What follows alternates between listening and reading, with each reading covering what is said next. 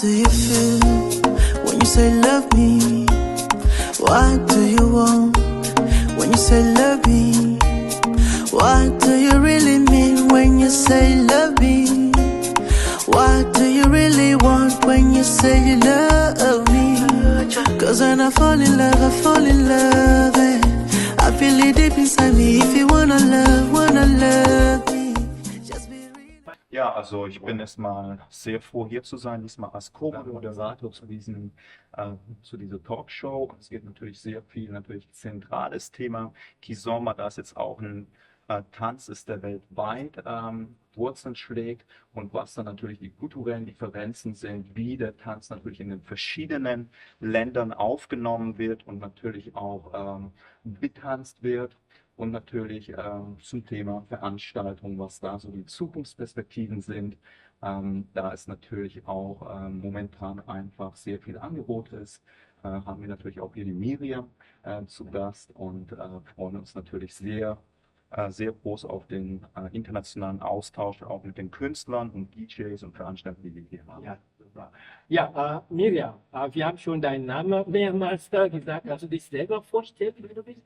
Ja, ich bin Miriam aus Nürnberg. Ich organisiere mit meinem Partner Kai Tanzfestivals und wir geben auch Workshops. Und wir haben jetzt dieses Jahr unsere erste Edition des Kitzlive All Styles Festivals jetzt an dem Wochenende hier in Nürnberg. Dazu haben wir sehr viele internationale Künstler eingeladen und was uns sehr wichtig ist bei Kitzlive, dass wir eben verschiedene Stile aus der, ich würde mal sagen, Kizomba-Familie mit einbeziehen. Also das heißt, es hat beim Samba angefangen über Kizomba.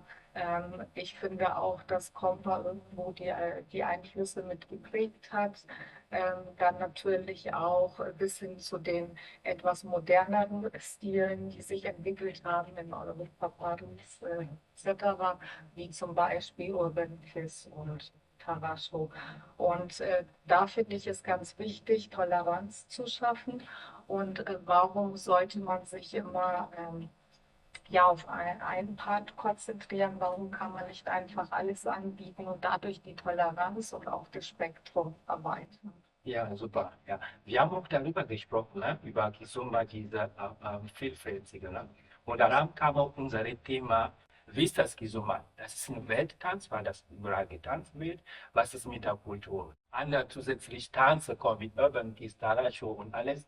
Ob das Identität, diese ursprünglich Tanze, kulturell gesehen, ist, das wird weiterbleiben. Und da sind diese Themen, diese Fragen, werden wir heute nicht nur wir drei sprechen, aber wir werden auch Künstler und DJ, die Kizomba, Urban Kiz, um zu sprechen, zu gucken, wie ist das, wie ist ihre Einstellung über kulturell oder wie ist das dann auch hier in Deutschland mit Kizomba weitergeht. Daher werden wir starten mit Kizomba. Daniel, der hier auch in Deutschland mehr über diese kulturell Kizomba hier stark macht, in einem Festival, da bietet ja auch das Essen von Angola von ihnen mehr erfahren. Ja. Daniel.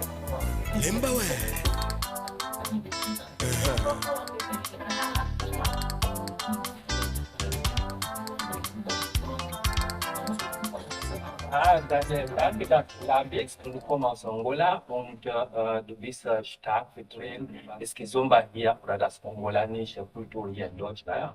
Kannst du dich selber vorstellen, für die dich nicht kennen? Okay, also ich heiße Daniel und lebe in Deutschland schon seit 1988, also sehr lange schon. Und natürlich meine Kultur, dass ich nicht hinten lasse. Ich nehme immer meine Kultur mit, überall wo ich hingehe. Und ich bin voll Europa. Und ich freue mich auch, heute hier zu sein, wenn ich ganz bei euch bin. Und ja. Ja, super. Jetzt werden wir auch einer, der Kizomba repräsentiert. Der kommt aus Portugal, der wohnt in Frankfurt und der wird uns mehr über Kizomba sagen.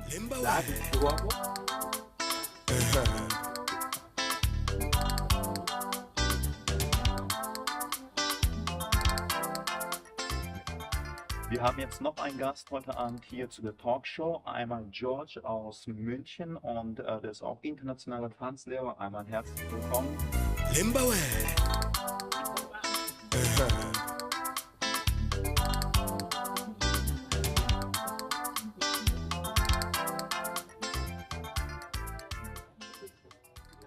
Jetzt sind wir hier alle zusammen und wir wollten über das kulturelle Aspekt mit Tanz sprechen.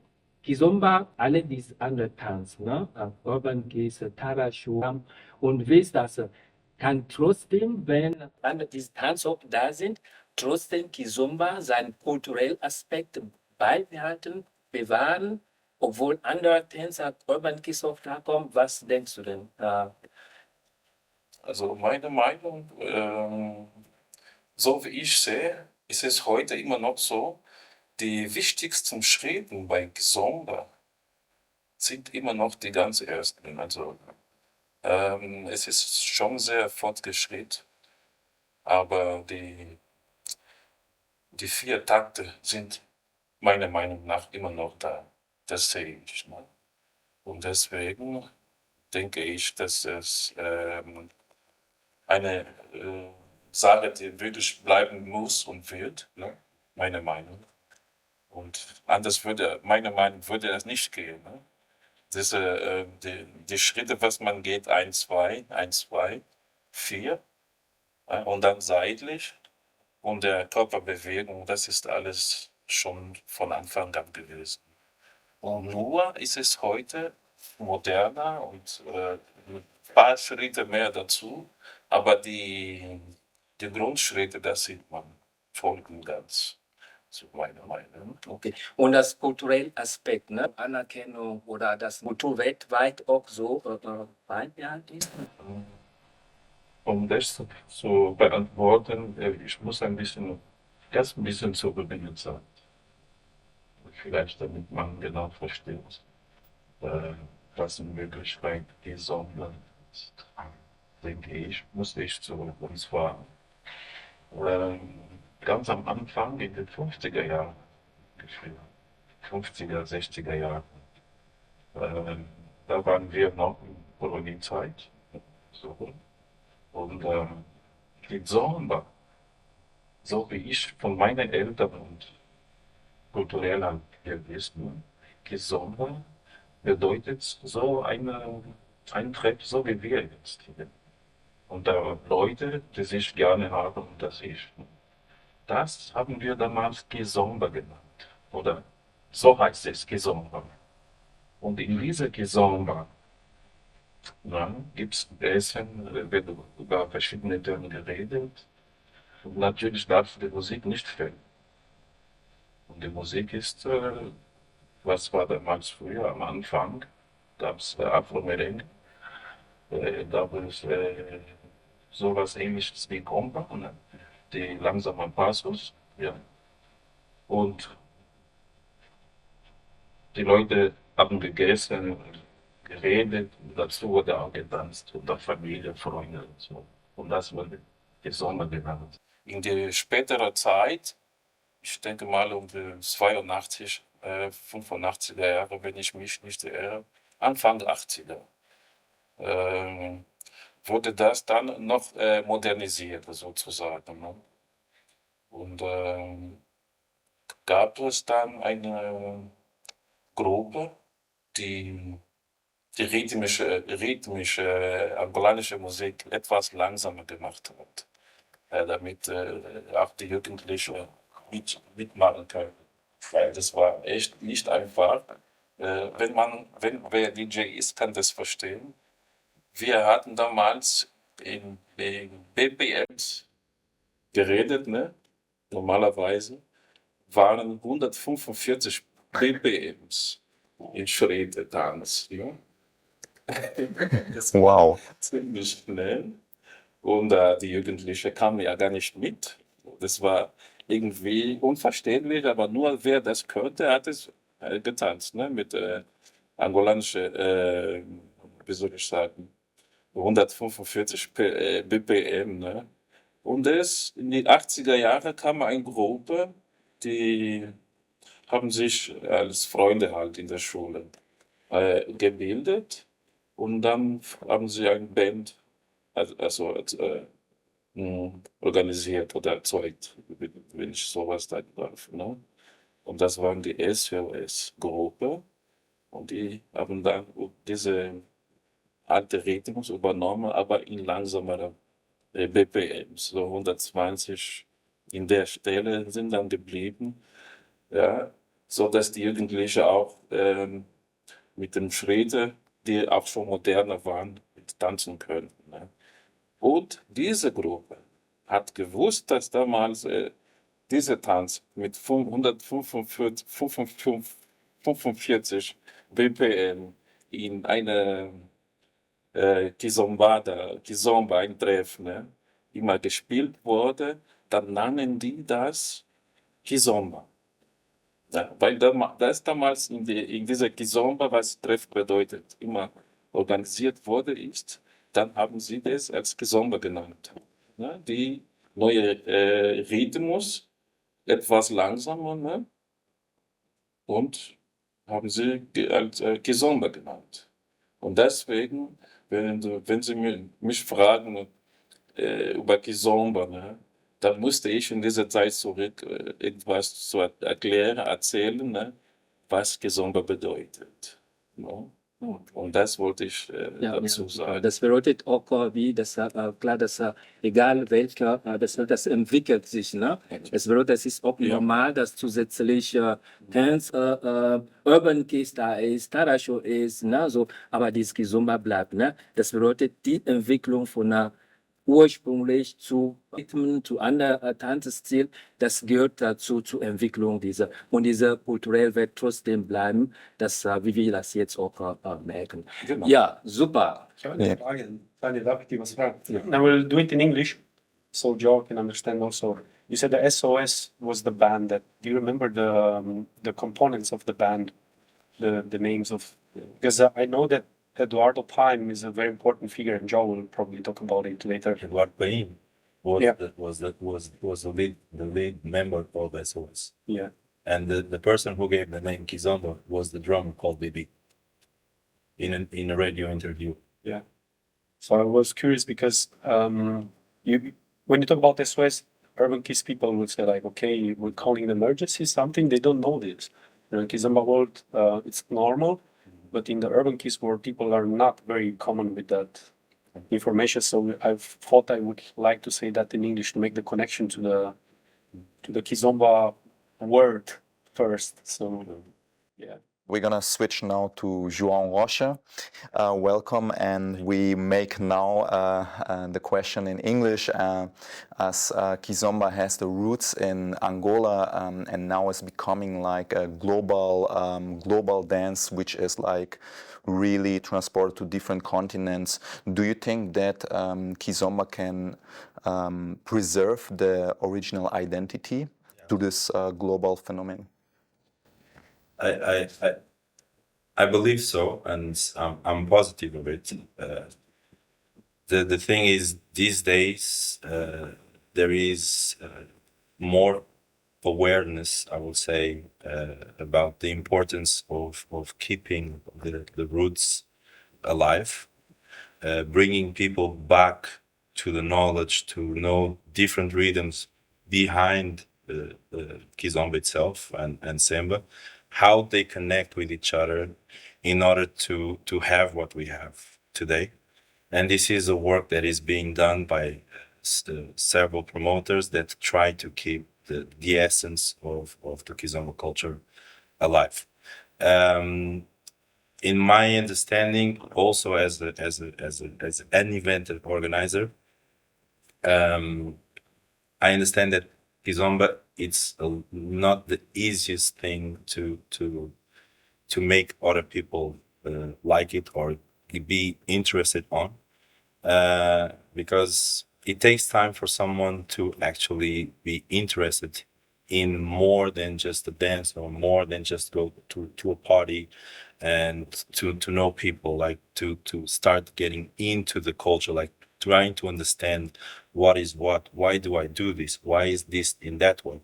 and this is something that appears along the experience of the dancer. So in the beginning, people just want to consume. We know the society we live in, and with time, I would say 2-3 years into the Kizomba, then people start getting into it.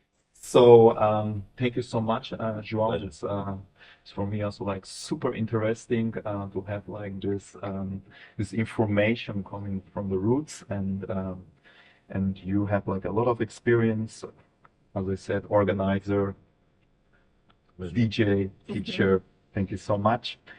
We will proceed now to the next question, and we're gonna come back to Germany, and we would like to talk with you, George. You are very successful Urban Kiz teacher. You own also like a successful dance studio in Munich.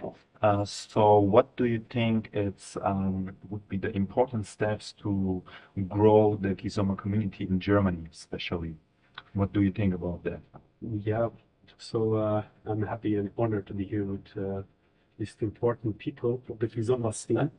And it's very funny because Joe and I, we go really back, you know. And I used to teach one time at this festival, and I remember just to explain, to make the connection between Kizomba and Urban Kiz, and to see how you can solve the problem in a nice way between the Kizomba world and the Urban Kiz world, because the question is about Kizomba. And we were teaching a Tarraxo workshop in Frankfurt, and Zhao came to me very nicely and explained, George, look, what you're doing, the dance, you cannot call it Tarraxo. And I say, okay, I did this because this is a thing now, it's exploding, and people are calling that. And he said to me, and he gave me extremely good arguments, and I was, thank God, open-minded to listen and not to block that information, because most of the Urban Kiz dancers, you know, which is, I don't want to criticize, but the atmosphere in the Urban Kiz is not comparing to the Kizomba, which is very happy. In Urban Kiz is kind of like poker face, and everybody's very concentrated, which I don't support, no, but in this case, I was happy to get the information, and I was so lucky because we decided actually to call it differently. So I know Tarraxo, it's a big thing, you know, as a dance, but I want to thank again Joao for giving the information on that time, to be able to change in time the information that we were transmitting back to our students, because it's very important as a Urban Kiz teacher to respect and to recognize where we come from. And we took it even a step longer, and we decided to not do basic Urban Kiz courses. We said, like, look, in our opinion, Urban Kiz basics don't exist. I think that in our school, people should learn first Kizomba, and then when they learn Kizomba and they learn how to do a passada, they learn how to do a virgula, they learn how to dance around it, they could learn the technique of the Urban Kiz. And I think the future of Kizomba in Germany, to answer your question, looks good if more teachers are open, Urban Kiz teachers, are open to connect the past and the present together and respect the tradition and put this in their teaching. So I know there's a methodology for Urban Kiz, for basic to advanced. It's okay, it's not a problem, you can do that, but I think it's better that we connect the Kizomba basic steps to the Urban Kiz, and then when we have this base, we can actually start dancing Urban Kiz, because that's actually how Urban Kiz was born. Urban Kiz is not a dance that was born on itself, like it grew from nothing, and it was born from Kizomba, and we have to thank the Kizomba world and the Kizomba community for giving us this present, and to be respect, first of all, to have the respect, and to at least listen to the information. And another point why I think it's optimistic to see that the Kizomba scene in Germany is going to grow and all over the world. Even more when I see Urban Kiz dancers, I realize how important the Kizomba teachers are becoming, because many people ask about Kizomba in Urban Kiz. They want to know. So we need to thank and we need to support in festivals, even though the most mixed festivals that have a Kizomba room and a Urban Kiz room. Urban Kiz room, normally it's more, you have more people in Europe than the Kizomba room. We need to respect and keep inviting. That's why he's doing a great job with Kai, this festival, mixing both of them. and keep inviting Kizomba teachers and Samba teachers because people need that. So yeah, the future looks good in Germany.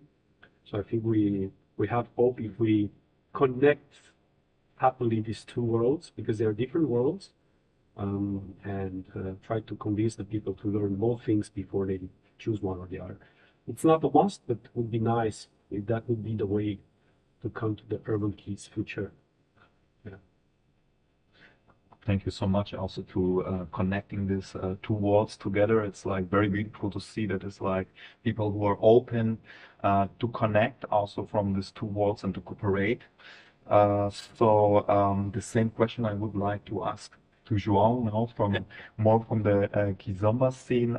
What do you think? You are based in Germany, even if you roots are in Portugal. What do you think that would need to happen that the community in Germany keeps growing in the future? Well, I would say that I kind of enjoyed the perspective from George. Even though I do feel that the way we do Kizomba, I have a strong opinion on that, which is I think Kizomba and Urban Kiz, they are very much opposite to each other from mechanics point of view, from energy point of view, from music point of view, etc. But listening to George, yeah, you can connect eventually because it's you switch the way you walk and the way your posture and so on, and you can divert from one to another. I would say that in terms of the biggest difference I feel between the two worlds, in my humble opinion, it starts mostly with music, and I also think there is two things that should happen, like worldwide, not just for Germany. The first thing is I believe that people who want to teach, they should search viable options to improve their knowledge from a technical point of view, from the capacity of how they dance, how they teach, cultural point of view. So when they are passing things to their students, they have a better outcome and people are more informed instead of just someone that these days, this happens a lot. They do classes for a few months and after a few months they become teachers. I believe that these days there is a lot of information available. There is a lot of opportunities that there were not back in 2010 and before to do a good job. The other thing is one aspect that I feel it's very important to start happening like now, which is the events that are, let's say, focused in Urban Kiz. They are called that way. Like, let's say you have a festival. 80% of the festival has Urban Kiz teachers, DJs, etc. They have a Kizomba room. They can have a salsa room. They can have a bachata room. But if the focus is Urban Kiz, it should be called in that direction. If the focus of a Kizomba festival, let's say you have 60, 70% your teachers are Kizomba, you have like I have a festival in Frankfurt. We have a ghetto Zoom where we welcome people that like to dance Urban Kiz. We used to offer classes for Urban Kiz in the past. Now we are focusing more on Kizomba side, but we want the community in Frankfurt to come together. So we don't really play like very hard beats. We don't play more those instrumentals that sometimes you can find in more Urban Kiz festivals. But thank you so much for this point. Also, this importance of operating more organizers with organizers. It's a very important point. Definitely it's something that needs to happen more, has more potential in the future. And now we would like to talk with the organizer of this festival, Medium, who were making before this festival several events. I was there and I could say every time there is like made with passion, love, and also with high quality. And now you have your first festival. We already saw it as for first edition. It's like really packed. It's really full. It seems really successful. What can you say about this topic? What needs to happen that we can have in the future all the community like enjoying festivals which are good visited, but at the same time can give a good quality in terms of event organization. What do you think about this? I also think, like Jeremy, that organizers should work together. And I feel also the more organizers, the more competition, but really hard competition. And I think it goes on the shoulder of the artists, of the DJs, of the quality, the festival, of the guests. Of course, if you have 10 festivals on one weekend, so there will be 10 parts. I think it's very important to work together, and I think not the quantity should be strong, the quality. And I think that you can only produce quality if you do something what you really love and what your feeling is really strong for, and not because of money or not because of you want to be famous or you want to stand in the middle of the world or something like that. It's because you feel for the dance, you want to share the dance, and this is why I'm organizing the events. I want to share it with my partner, Kai, and I also want to share it with the community and with new people. And I can see in Nuremberg, the community is really growing. When we were at the party, like 3 years ago, 4 years ago, there was SPK party. Salsa many people, bachata many people, Kizomba like many 4 pairs on the dance floor. And now it changed. Now we can see the same people also on the Kizomba music dancing, and this is a very nice, I think a very nice development. So I think it's very important, the feeling you put in something of feeling. Oh, thank you. This already made me emotional, those words. Very beautiful words also to finalize this talk show with these different people, different perspectives, and I think if I can say at the end, it's what we need and what we are looking forward is more cooperation, but at the same time doing all that with love and passion, like with the intention not to feed our ego, but more to share with the community. And I think in that way we can create, as you said, like quality, but also attracting a lot of people into the scene that would make grow the community. We would like to say thank you to all of you. It was very interesting and also very new points of view that we had here, and thank you so much. Ja, Thank bent you. wel. Dankeschön. Danke. Muito obrigado. Obrigada. Easy now, easy now. Fall in love, fall in love. How do you feel when you say love me? Fall in love, fall in love. How do you feel when you say love me? What do you want when you say love me? What do you really mean when you say love me? What do you really want when you say you love me? Cause when I fall in love, I fall in love, I feel it deep inside me. If you wanna love me,